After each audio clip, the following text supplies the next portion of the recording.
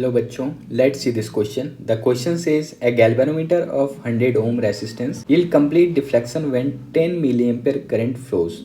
What should be the value of shunt so that it can measure up to 100 milliampere?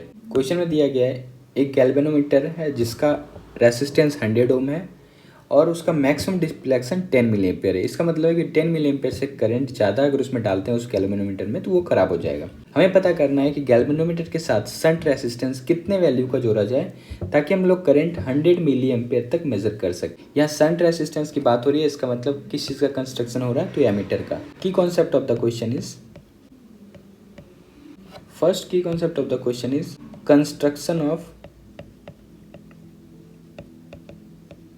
ammeter, and second key concept of the question is applying KVL। आप चाहो तो इसे simple formula से भी आप apply कर सकते हो अगर आपको एमीटर का फार्मूला पता है, नहीं तो आप सिंपल बेसिक मेथड आप केवल अप्लाई करके इसे सॉल्व कर सकते हो। सबसे पहले हम लोग ये देख लेते हैं कि एमीटर का कंस्ट्रक्शन कैसा होता है। तो एमीटर आप देखो, गैल्वेनोमीटर एक शंट रेसिस्टेंस, शंट का मतलब होता है कि आप जितना कम रखो उतना ज़्यादा अच्छा है, एक शंट रेसिस्टेंस के साथ पैरेलल में जुड़ा होता है और यहाँ से करंट इंटर करता है और यहाँ से करंट बाहर निकल जाता है और हम लोग करंट को मेज़र कर लेते हैं। और ये जो डिवाइस है ये बनाता है एमीटर। एमीटर एक्चुअल में सर्किट में सीरीज में लगता है पर उसका कंस्ट्रक्शन गैल्वेनोमीटर के साथ शंट रेसिस्टेंस पैरेलल में होता है। तो सपोज शंट रेसिस्टेंस की वैल्यू को हम लोग एस मान लेते हैं और हमें यही फाइंड करना है। लेकिन गैल्वेनोमीटर का जो रेसिस्टेंस है ये आर जी बोल दो या फिर आप सिर्फ जी बोल दो, ये वैल्यू दिया हुआ है 100 ओम।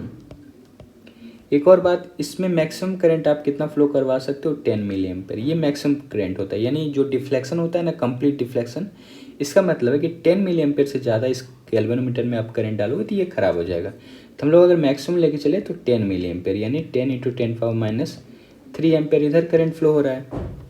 अब आप देख सकते हो हमें कितना का मेज़र करना है, अप टू 100 मिलीएम्पेयर, यानी हमें एक ऐसा एमीटर कंस्ट्रक्ट करना है जो 100 मिलीएम्पेयर तक करंट को मेज़र कर सके। इसका मतलब है कि एमीटर के अंदर जाने वाला करंट कितना होना चाहिए, 100 मिलीएम्पेयर का होना चाहिए, यानी 100 × 10⁻³ एम्पेयर का होना चाहिए। अब आप सोचो कि ये करंट यहाँ से इंटर किया, 10 मिलीएम्पेयर करंट इधर चला गया, यानी बचा हुआ 90 शंट रेसिस्टेंस से क्रॉस करेगा, यानी आप बोल सकते हो 90 × 10⁻³ एम्पेयर करंट जो है वो शंट से पास करेगा। बस इतना ही करना था। अगर इतना तक आप समझ गए तो बाकी अब केवीएल का काम है। सपोज मैं इस पॉइंट को ए मान लेता हूँ और इस पॉइंट को बी मान लेता हूँ। बस आप ए टू बी केवीएल लगा दो, आपका आंसर आ जाएगा। अब ए टू बी केवीएल कैसे लगाएंगे, एक बार हम लोग इस पाथ से बी तक जाएंगे और एक बार नीचे वाले पाथ से आप बी तक जा सकते हो। मैं इसे हटा दे रहा हूँ, ये बस एक बार ऊपर वाले पाथ से बी तक जाना है, एक बार नीचे वाले पाथ से बी तक जाना है।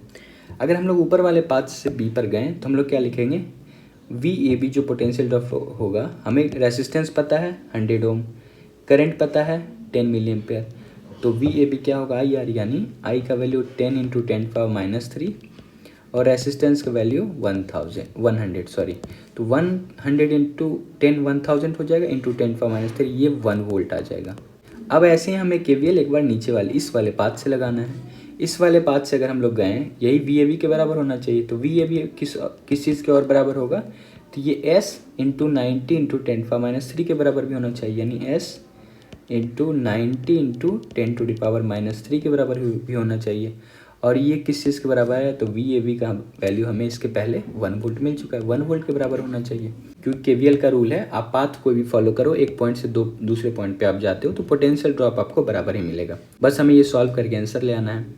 तो यहाँ पे आप लिख सकते हो एस इक्वल टू क्या होगा, यहाँ पे 1 है, ये 90 × 10⁻³ हो जाएगा, तो नीचे 90 हो जाएगा और 10⁻³ ऊपर जाके 10⁻³ हो जाएगा। तो एस का वैल्यू आ गया 1000 / 90।